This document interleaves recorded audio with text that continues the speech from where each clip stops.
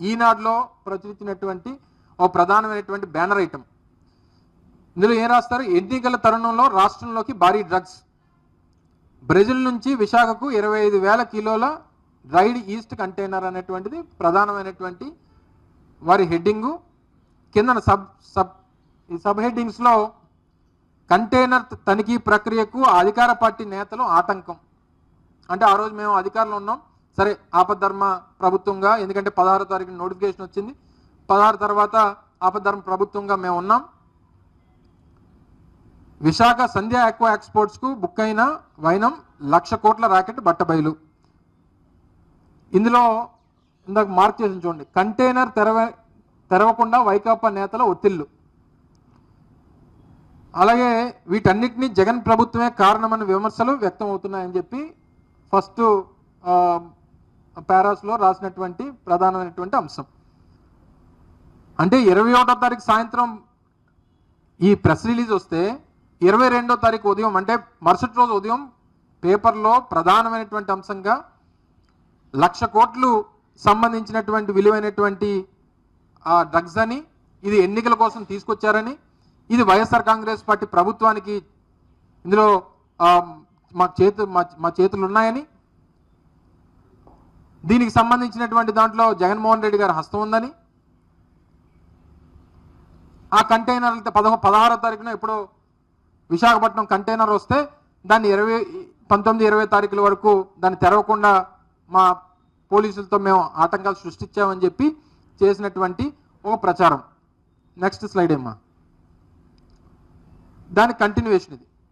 ఇందాక ఆ first page కంటిన్యూవేషను, ఎన్నికల తరంలో ఇందాక భారీ డ్రగ్స్ ఏదైతే ఇచ్చామో ఇవన్నీ కూడా ఏ రకంగా, అంటే దానికి సంబంధించినటువంటి దాంట్లో వైఎస్ఆర్ కాంగ్రెస్ పార్టీ హస్తం ఉందని, దీంట్లో పూర్తి స్థాయిలో ఇందులో ఏం రాస్తారు?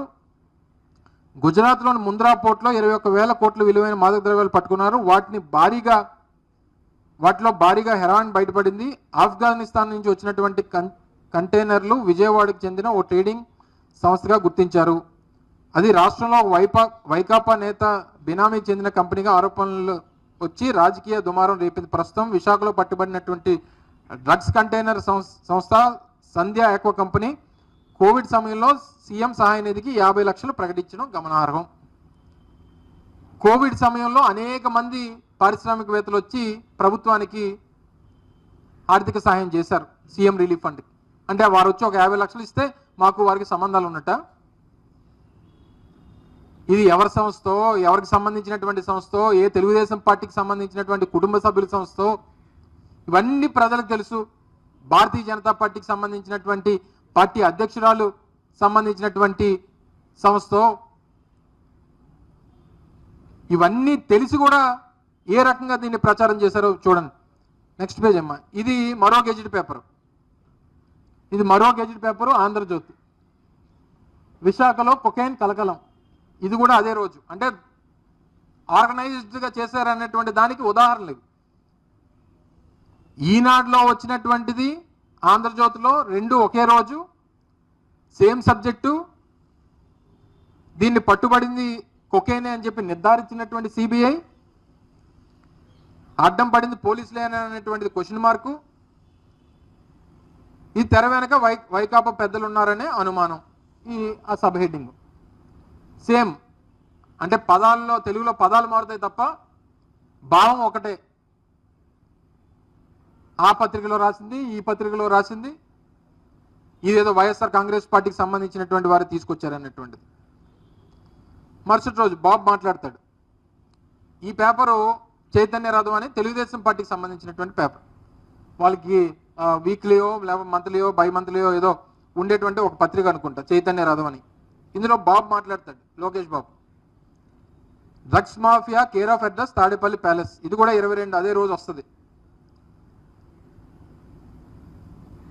ఇవన్నీ పెడుతూ విశాఖను డ్రగ్స్ క్యాపిటల్గా మార్చిన జగన్, విశాఖలో భారీగా డ్రగ్స్ స్పందించినటువంటి బాబు. విశాఖ డ్రగ్స్ వ్యవహారంలో వైసీపీ హస్తం. ఇది చంద్రబాబు నాయుడు గారు మాట్లాడింది. ఇద్దరు తండ్రి కొడుకులు ఇద్దరు కూడా సేమ్ ఏదైతే ఈనాడులో వస్తుందో, ఏదైతే ఆంధ్రజ్యోతిలో వస్తుందో, వారికి ఏదైతే చెప్తారో చెప్పినటువంటి దానికి సంబంధించి పత్రికల్లో వచ్చేటువంటి వార్తలు ఇవన్నీ ఇంకా అంతా ఆర్గనైజ్డ్గా ఉంటుందన్నమాట. వీళ్ళు ఏమని, ఎలాంటి ఆరోపణ ఇది, 25,000 కేజీలకు సంబంధించినటువంటి డ్రగ్స్ వస్తే అది వైఎస్ఆర్ కాంగ్రెస్ పార్టీకి జగన్మోహన్ రెడ్డి గారికి కనెక్షన్స్ ఉన్నాయని చెప్పి సంబంధం లేనటువంటి ఆరోపణలు చేసి తద్వారా రాజకీయంగా లబ్ధి పొంది అప్పుడు అధికారంలోకి రావాలనేటువంటి ప్రయత్నంలో భాగంగా చేసినటువంటిది. నెక్స్ట్ ఏమా,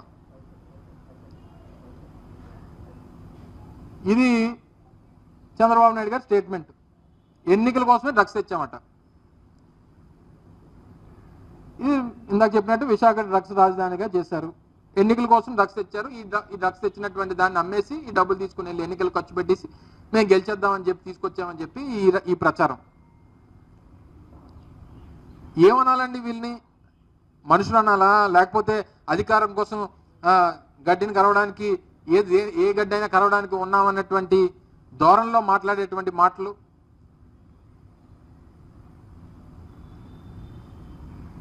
మరుసటి రోజు, ఇది 23వ తారీఖున, అంటే మరుసటి రోజు, ఆ రోజు కమిషనర్గా ఉన్నటువంటి రవిశంకర్ గారు, అడిషనల్ డీజీ, ఆ రోజు విశాఖపట్నం సిటీ పోలీస్ కమిషనర్గా ఉన్నారు. ఆయన స్టేట్మెంట్ ఇస్తే ఆయన మీద సిబిఐ అడ్డుపడలేదట అని చెప్పి ఆయన స్టేట్మెంట్ ఇచ్చాడు. ఆ స్టేట్మెంట్ చిన్నది, సిబిఐ ఏ అడ్డంకులు కల్పించలేదని చెప్పి కమిషనర్ చెప్తా ఉంటే పైనేమో సిబిఐకి అడ్డుపడలేదట అని చెప్పి వీళ్ళు ఎక్స్క్లమేటరీ మార్కు. మేము ఈ సంధ్యా కుటుంబం అంతా వైసీపీలోనే, కొకైన్ ఎలా వచ్చింది, ఇలా పెద్ద వాళ్ళు ఫుల్ పేజ్, అంటే ఆర్గనైజ్డ్గా ఒకదాని తర్వాత ఒకటి. 22వ తారీఖున, ఇది 23వ తారీఖున, తర్వాత సంధ్యా యాక్వా ఎండి కోణం వైకాపా నేతల సన్నిహితుడే. ఇది సాయిరెడ్డి గారితో ఎక్కడో ఆ ఫోటో తీసుకుని వచ్చి పెట్టేసి సంధ్యా యాక్వా అనేటువంటిది వైఎస్ఆర్ కాంగ్రెస్ పార్టీకి సంబంధించింది అని.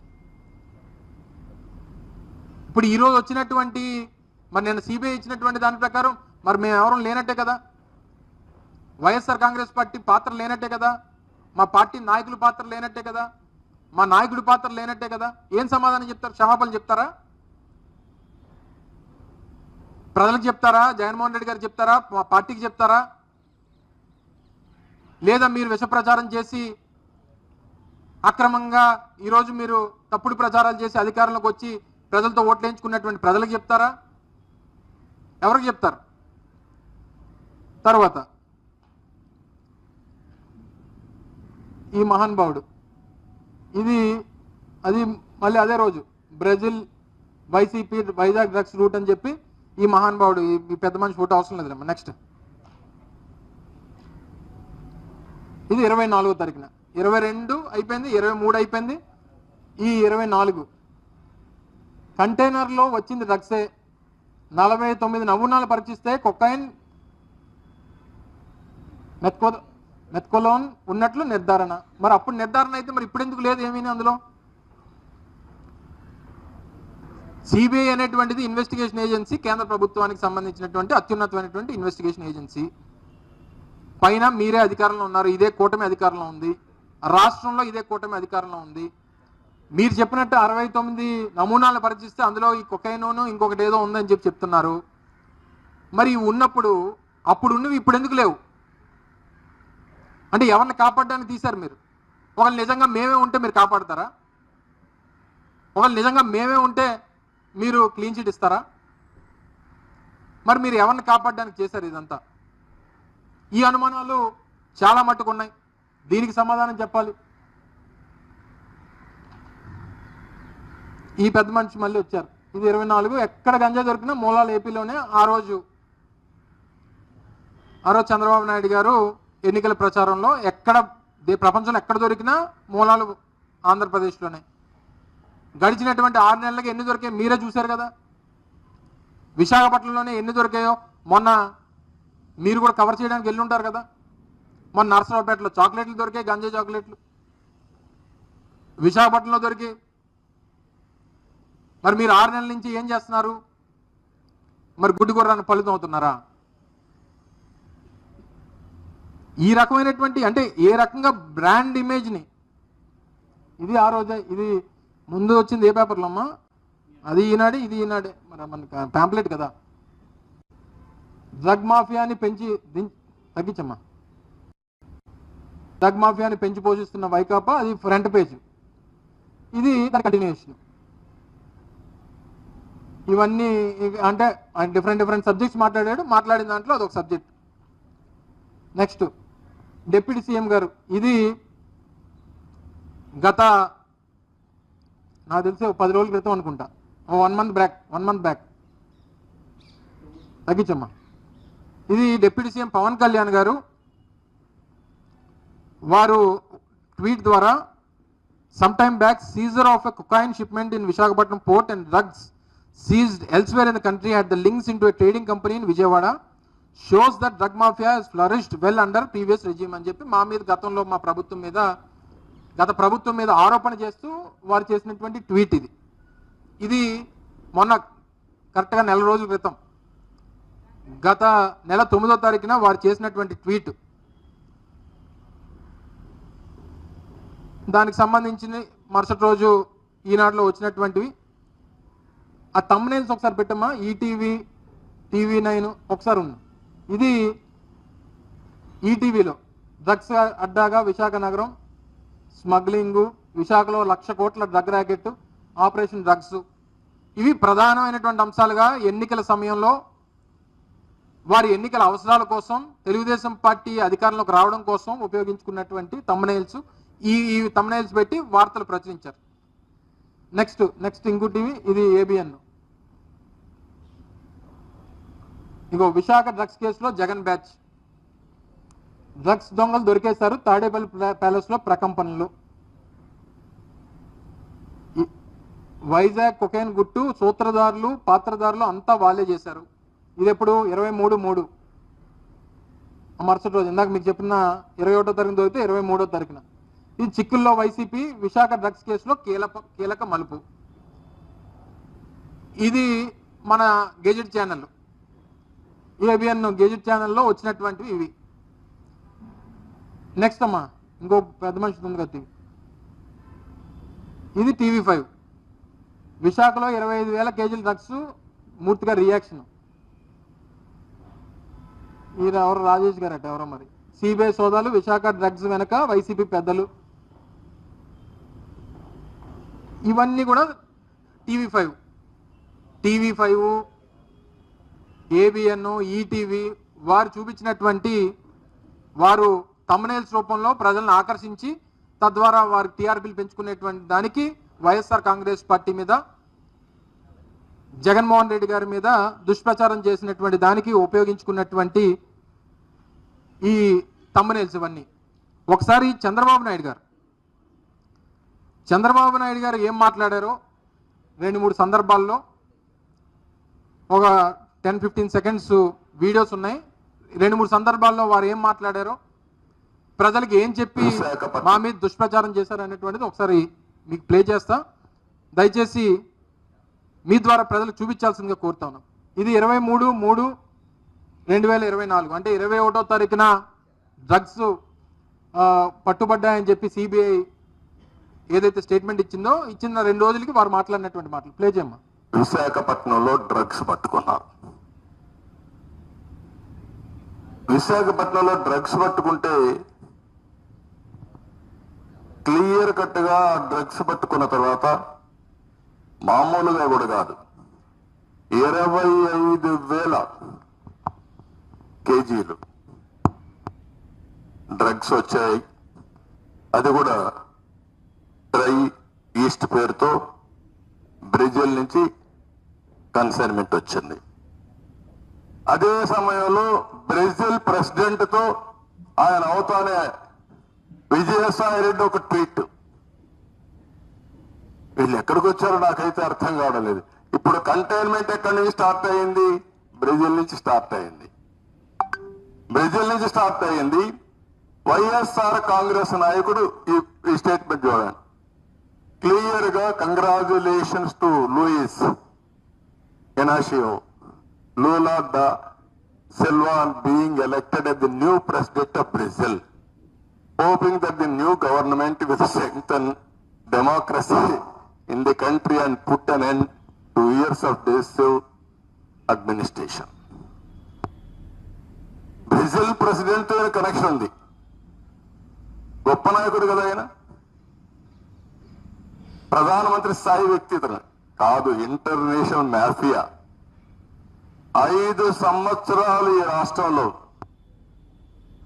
డ్రగ్స్ మాఫియాని పెంచి పోషించి కరాల రాష్ట్రాన్ని నాశనం చేసి ఈరోజు ఇంటర్నేషనల్ మాఫియాతో సంబంధాలు ఎస్టాబ్లిష్ చేసే పరిస్థితికి వచ్చారంటే వీళ్ళు ఏమనాలి నాకైతే అర్థం కావడం లేదు. నెక్స్ట్ పెట్టమ్మా.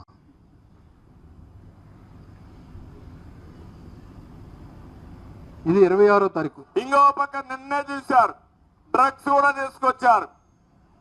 బ్రెజిల్ నుంచి 25,000 కేజీల డ్రగ్స్ ని విశాఖపట్నం పోర్టుకు తీసుకొచ్చారంటే వీళ్ళు ఎంత దుర్మార్గులో మీరు ఒక్కసారి ఆలోచించుకోవాల్సిన అవసరం ఉంది. నెక్స్ట్ అమ్మా, నెక్స్ట్ ఇంకోటి ఉంటుంది కదా, ఇది 30వ తారీఖు. ఇప్పుడు డ్రగ్స్ వచ్చాయి. 25,000 కేజీల డ్రగ్స్ విశాఖపట్నానికి వచ్చాయి. చేతగాని దద్దమ్మలు నా మీద విమర్శిస్తున్నారు. నేను ఒకటే చెప్తున్నా, నేను సీఎంగా ఉంటే మక్కలు ఇరగొట్టి ఇంపోర్ట్ చేసిన వాడిని, వాడికి సపోర్ట్ చేసిన వాడిని బొక్కలో మారేసేవాడిని. ఇచ్చిన యువత ఇప్పుడు గంజాయి, జే బ్రాండ్, అదే మరిగా ఎక్కడికి డ్రగ్స్ కి అలవాటు పడిపోయి నిర్వీర్యం అయిపోతా ఉంటే బాధ లేదా తమ్ముళ్ళు అని అడుగుతున్నా. ఇది పెట్టమ్మా, పెద్ద మనిషిది ఉంటుంది. అచ్చెన్నాయుడు గారు రాజధాని అని చెప్పి మనకు మభ్యపెట్టి డ్రగ్స్ వ్యాపారాన్ని విశాఖపట్నంలో చేసుకున్నాడు.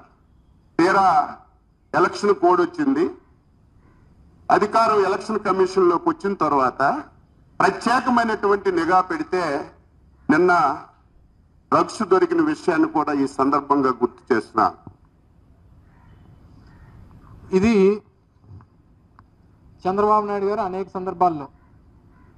సందర్భాల్లో మాట్లాడినటువంటి మాటలు. ఆయన డిసైడ్ చేస్తాడు, ఆయన ఇన్వెస్టిగేషన్ ఏజెన్సీ, ఆయన సిబిఐ ఆఫీసరు, వీళ్ళు వైఎస్ఆర్ కాంగ్రెస్ పార్టీ వాళ్ళు డ్రగ్స్ తీసుకొచ్చారు, ఇక్కడ తీసుకొచ్చేసి ఇక్కడ ఏదో వ్యాపారం చేశారని చెప్పి ఆయనే నిర్ధారించేసి ప్రజలకి ఎన్నికల్లో చెప్పినటువంటి మాటలు అవి.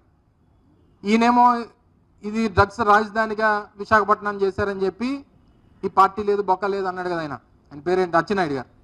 ఆయన దాని గురించి ఆయన మాట్లాడతాడు. సాయిరెడ్డి గారు బ్రెజిల్కి సంబంధించినటువంటి బ్రెజిల్ ప్రెసిడెంట్ ఆయన ఎన్నికైతే దానికి 2022లో ఆయన ఒక పోస్ట్ పెట్టాడు. సార్ ఏం పెట్టాడు పోస్టు, ఆయన్ని కంగ్రాచులేట్ చేస్తూ, సహజంగా ఆయన కొంచెం ట్విట్టర్లో యాక్టివ్గా ఉంటారు,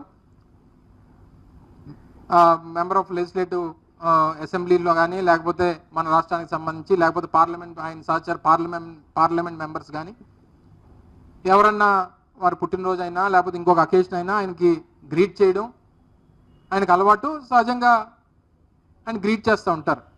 అలాగే బ్రెజిల్ ప్రెసిడెంట్ ఎన్నికైనప్పుడు కూడా సాయిరెడ్డి గారు ట్వీట్ చేస్తే ఏకంగా బ్రెజిల్ ప్రెసిడెంట్తోనే కనెక్షన్స్ ఉన్నాయని చెప్తున్నాడు పెద్ద మనిషి.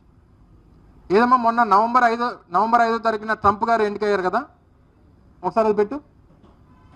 ఇది 5వ తారీఖున ఎన్నికలయ్యి ఫలితాలు వస్తే 6వ తారీఖున సాయిరెడ్డి గారు పెట్టినటువంటి ట్వీట్ ఇది.